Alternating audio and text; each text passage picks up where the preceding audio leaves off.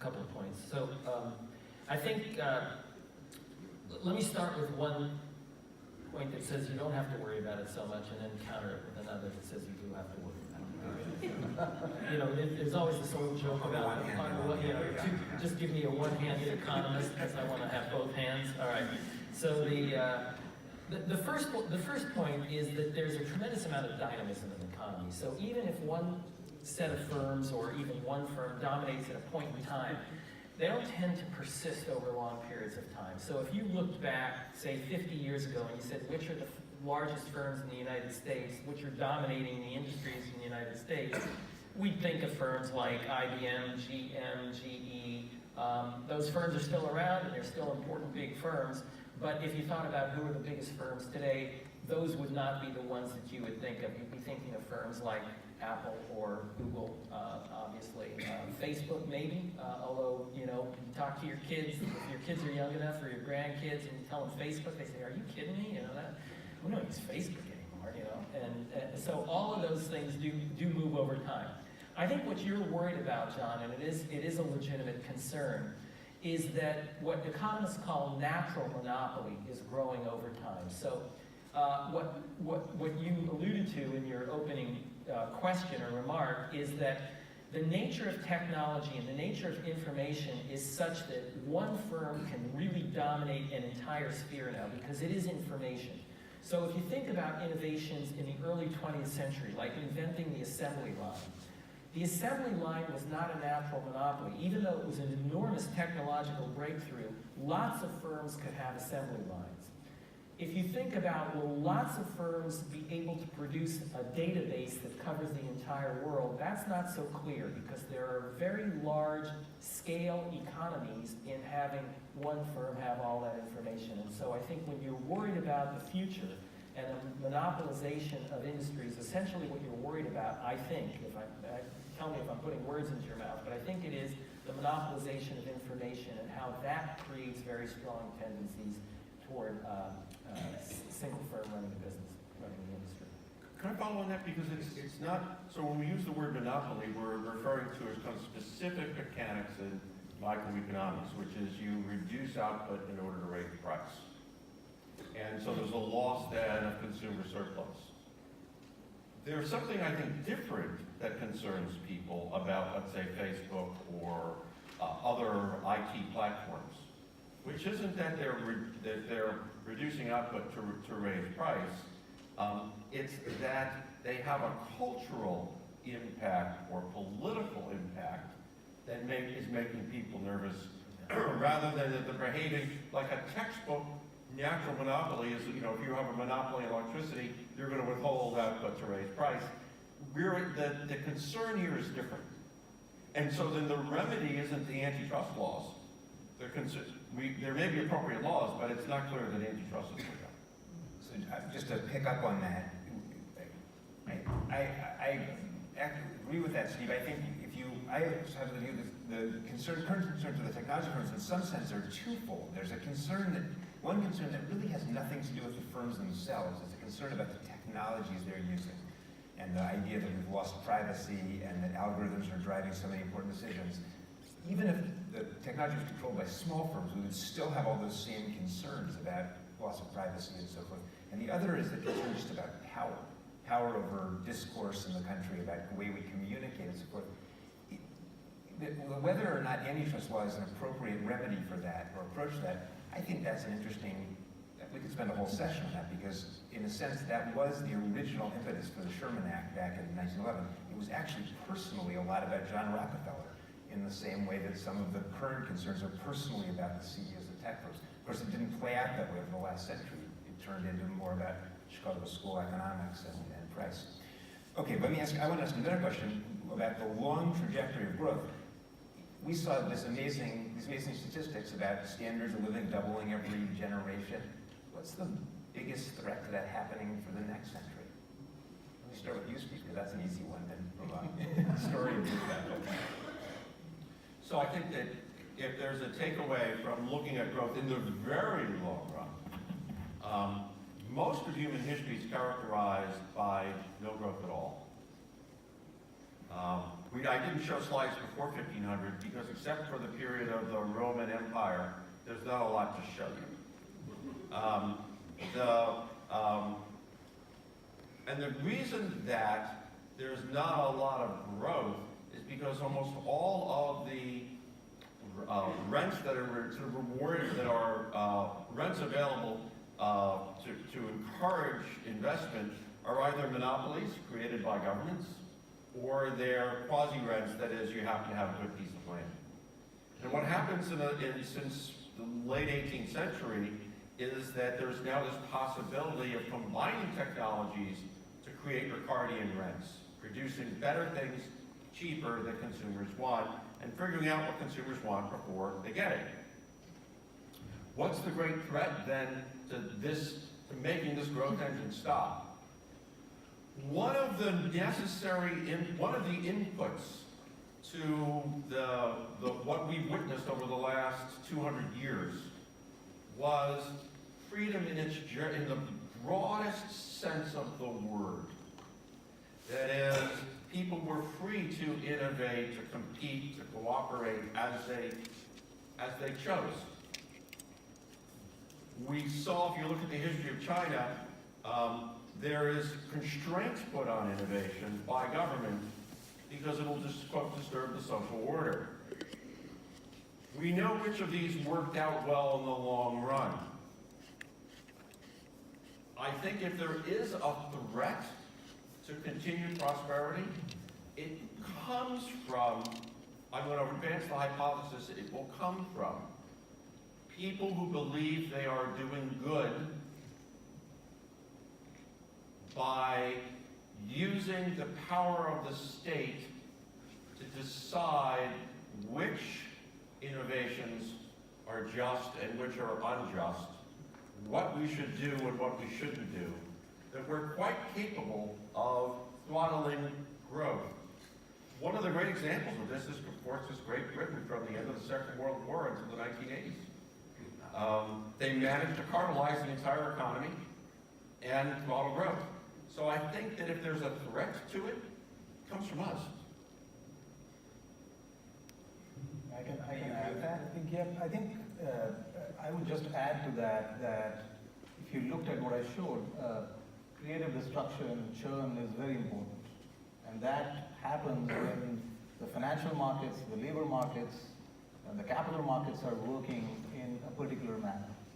And if you look at the last 10 years, I don't think anybody looking at the financial markets, for instance, would say that things are exactly the same as how they were 2 decades ago. There's been a lot of regulation, governance, rules, uncertainty. These are not things that promote long-term investment in general. So far we are lucky that a lot of large firms are continuing to innovate. There's a lot of activity on small firms. But going forward, I think it's very important, and I showed you a bunch of things that need to happen around these waves, and it seems that having markets that work reasonably well with appropriate governance seems to be quite essential, as is the kind of regulations that one might want to put in. Because, when we talk about antitrust or privacy laws and so on, without really understanding the nature of what this innovation is, I think we subject ourselves to potentially stalling whatever great things the economy has produced in the past. Because yes, it seems like the firms are pretty big and there is a potential data issue. Data has good sides too. Things have been made cheaper, things have been made convenient, quality has gone up. And yes, data has a dark side that you can exploit biases, there are privacy issues. How you balance this, it's not obvious. We as economists, I don't think have fully figured out exactly what the kind of regulation needs to be. And that's something that we need to think about. But there is always a threat that if you over-regulate or do it too quickly without understanding these things, that you might just stall the great system that has worked for many, many years. So I would put it in slightly stronger terms. The big danger is killing the goose that laid the golden egg. And what I mean by that is that if you look at countries as they get rich, there's a very strong temptation when a country gets rich to undo the mechanisms that were important in creating the growth in the first place. And the best evidence for that is looking at Europe versus the United States. So if you look at the last 30 to 40 years of growth in Europe, both in terms of overall growth or growth per capita, growth in terms of productivity, what's actually happened, they're about half of where we are. 1% in Europe, 2% in the United States. But the Europeans are also very rich countries, and they're very wealthy, and they've simply decided as a matter of policy that they're going to spend their wealth in a different way, and that's fine. That's a decision that societies make.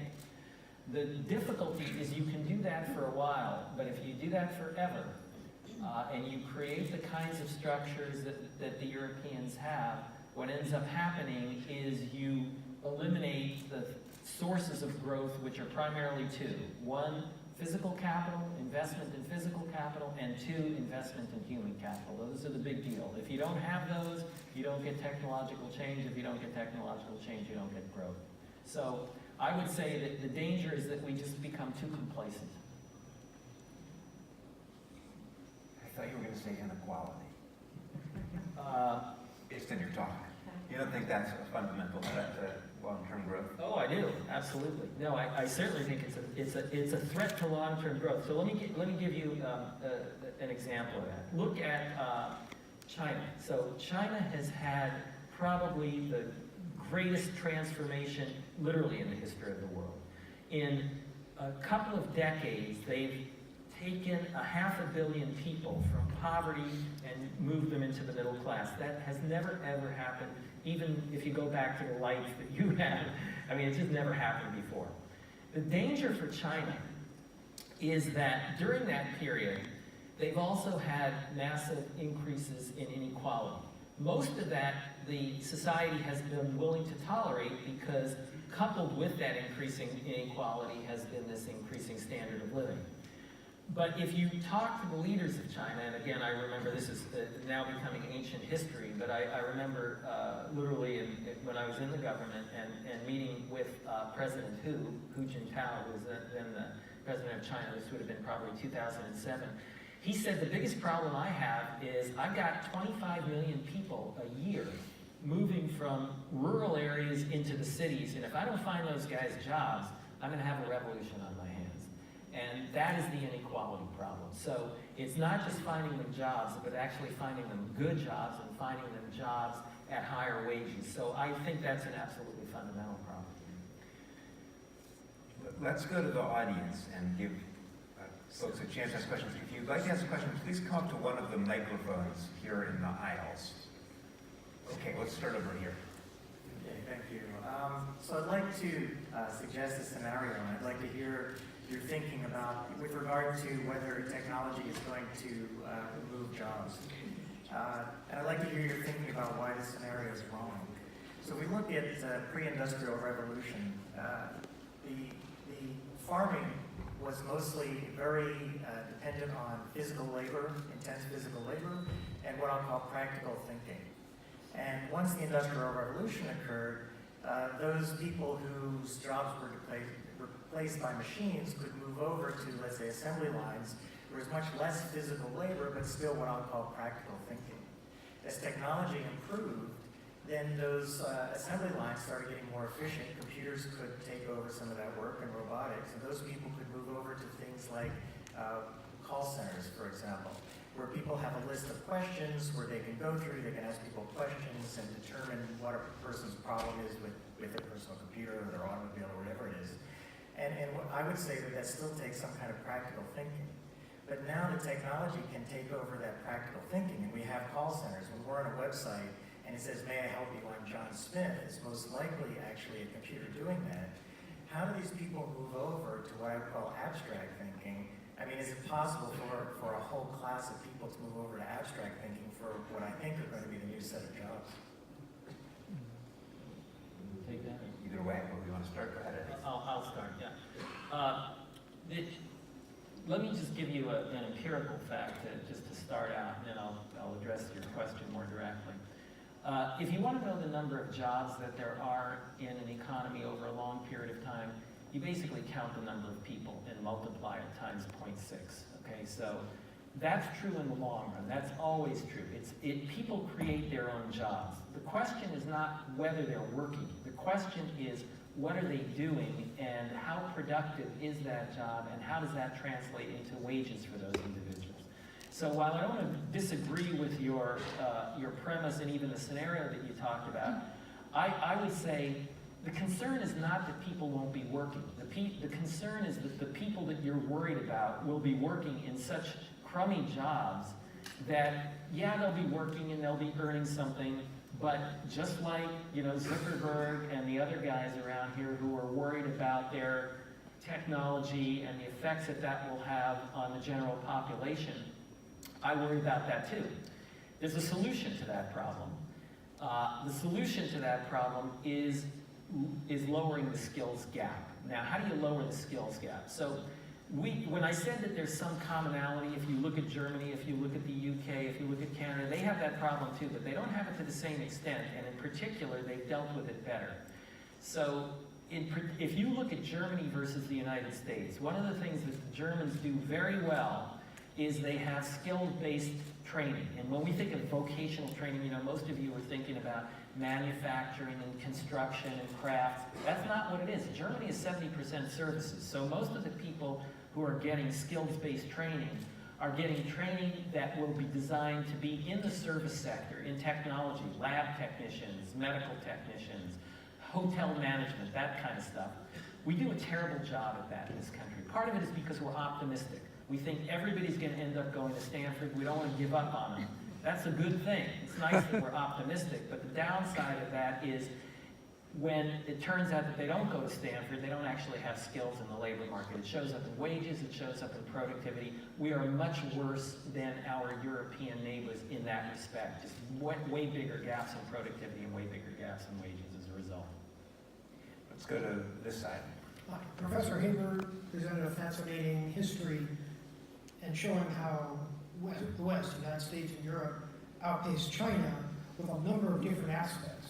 I'm curious, is something new happening now? Because it appears China is succeeding very well without a lot of those aspects. And certainly, we wouldn't consider they have universal suffrage like we do. They retain control over means of production, even if they don't always exercise them. Other items on the list.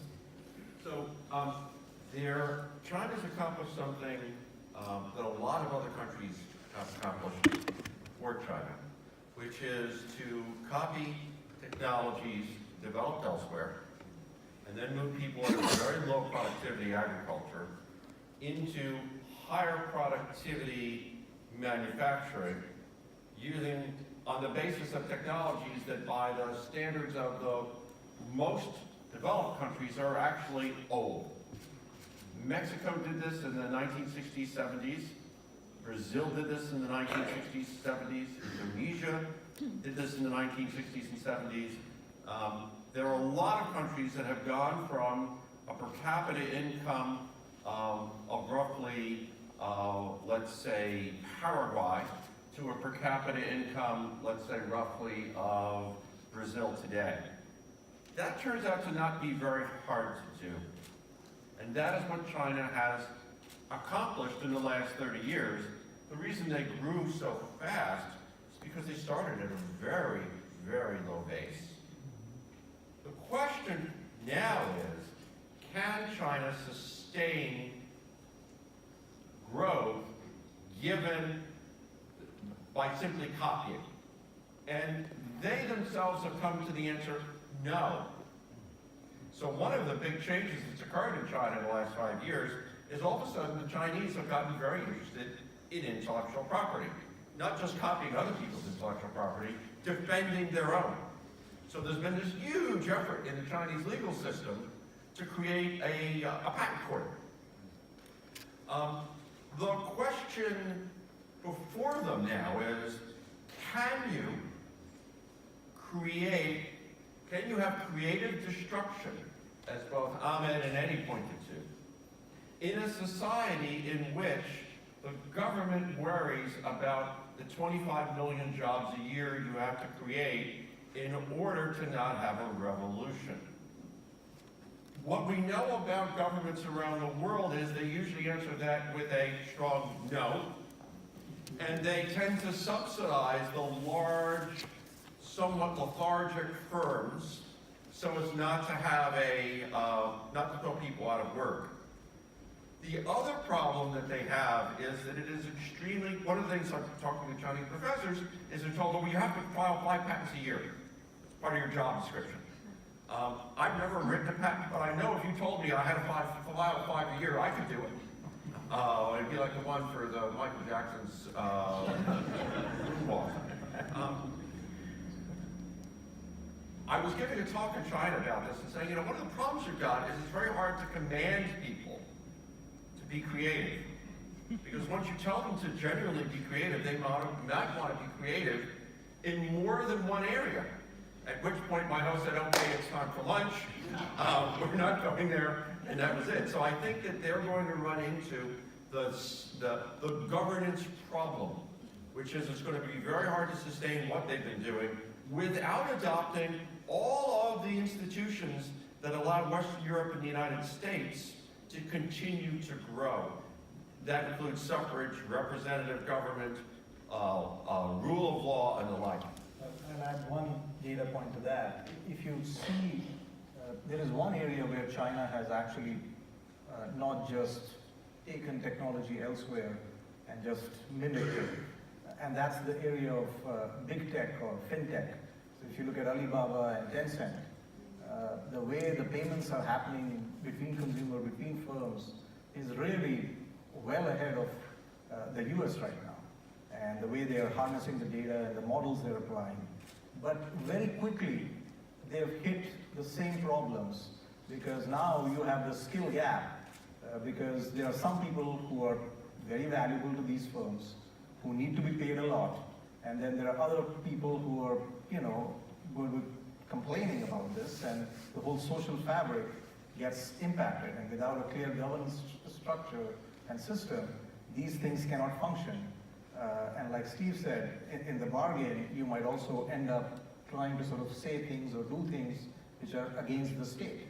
And so you can see whenever innovation will occur in this environment, you are going to get the same issues that we have faced back in the day. And the systems that helped promote innovation are the same things. If you don't have them, you're going to face a problem. And I think China is going to face a problem in payments area specifically. So over here for the next question. Yeah, I'm K.R. Murthy. I'm an expert on big data. I've done about 23-day global big data conferences. Yeah, I take up all verticals.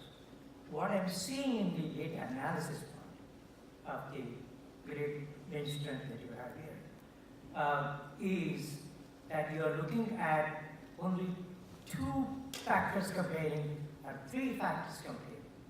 The world is a lot more complicated. We need to look at variety of disciplines, how they interact. And productivity is not the only measure. Productivity could increase in another country when we here in USA innovate, as you just now discussed. And we are benefiting another country by their productivity increasing because we are buying from them. And then there's a lot of international politics in terms of money flow. As you probably know, in trillions of dollars from 2009, you are economics experts. A lot of money has been poured in. The whole thing is confusing now. What is the money? Where is it coming from? What is the basis for that much money? And investment versus job growth, productivity, they are kind of disconnected now. So it's a complicated issue. Just wanted to bring it out and feel free to respond to whichever you can do within the time. I think what you're saying is pretty reasonable. Certainly, like I had mentioned in my talk, that the nature in which innovation is done has changed, right? Like a lot of inventors are no longer in a similar firm, in one location. They're spread out across geographies. And it's most certainly also the case that innovation benefits other parts of the world and not necessarily the US. I mean, when we are looking at only US, yes, it's not the entire picture. But you know, behind that is also all the problems that we are discussing, because when we talk about inequality, for example, behind that is the notion that when surplus is getting created, lots of workers are getting displaced in the US because you're going to be able to hire workers elsewhere. And that's something that's going to then feed into how you want to sort of think about these issues, even in the US. But it's a fair point. It's a more complicated issue that if you want to think about the environment outside the US as well. But you need to take more dimensions than only two in the US, right? So we're almost at time, so I have to tell those of you who are waiting to ask, you'll have to come up and curbside them at the cocktail hour afterward. But let me finish with give you each 30 seconds to do one more question. So let me pick up on this China theme and ask, if the last century was the American century, is the next century also the American century? From an economic perspective. Next century, I'll advance the hypothesis that the next century will belong to the society that is based on a decentralized ecosystem of firms and individuals who cooperate and compete. The more we allow people to cooperate and compete, the higher the probability it's the American century. Other societies have also figured this out. The Swedes, for example, have a huge initiative in retaining the best Swedish talent in Sweden in order to create a startup culture. I think it unlikely, for the reasons we've talked about, that it will be a Chinese century. I can go next. I think I'm an optimist. I think it's going to be a US century again. But only if we do the same things that we have done and done well in the past.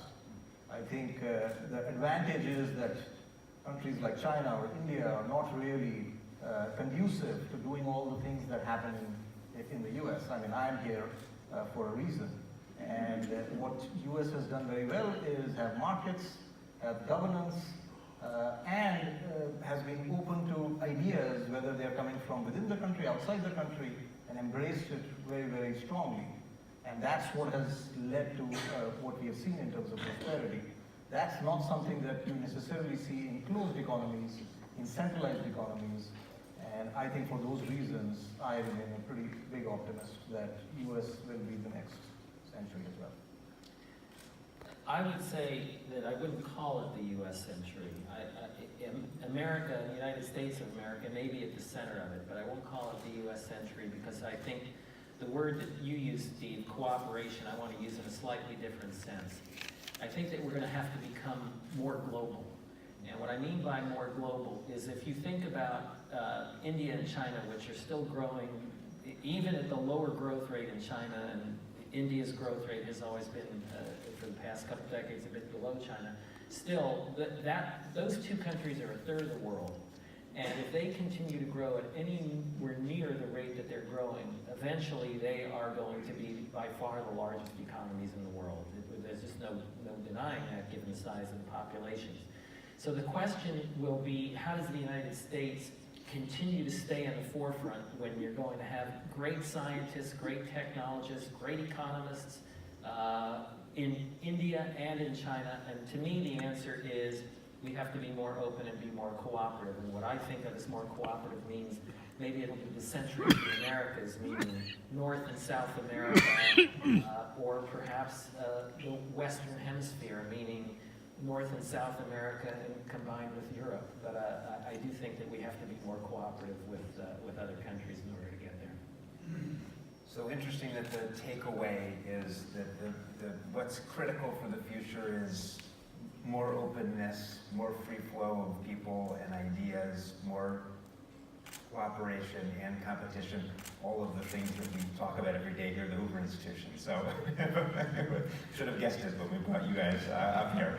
So thank you all for being here, and let's thank the panelists for their time.